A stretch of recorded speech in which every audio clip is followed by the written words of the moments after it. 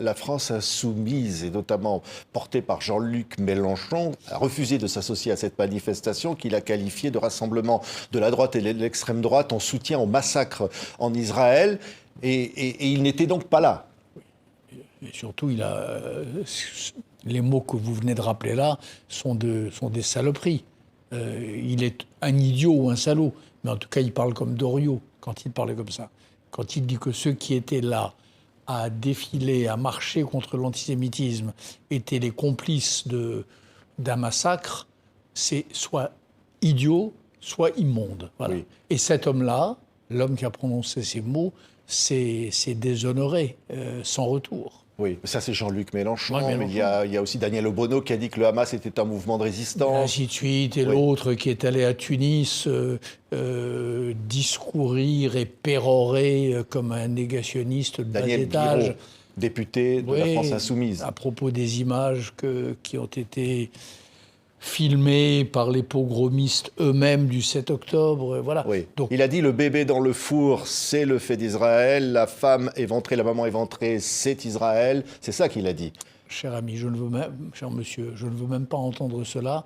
C'est tellement choquant, c'est tellement abject venant d'un responsable politique que j'aimerais vraiment que tout cela aille le plus vite possible dans l'oubli et dans les poubelles de l'histoire immédiate. Oui, Alexandre Bompard, un des patrons de la France Insoumise, refuse de condamner ces propos.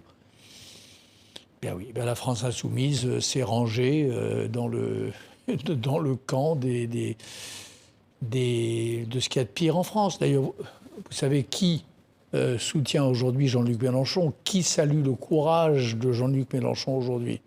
C'est un torchon néo-nazi qui s'appelle Rivarol. Rivarol, torchon néo-nazi, qui il y a quelques semaines saluait le courage antisémite de Mélenchon et de certains de ses alliés, pas tous. Vous avez aussi des insoumis qui ont enfreint la ligne et qui ont décidé de défiler à Strasbourg. Ceux-là, il faut les saluer. Oui, oui. Alors, une manifestation comme la France Insoumise l'a fait au Veldiv, le matin même de cette grande manifestation nationale, ça ne vous convainc pas?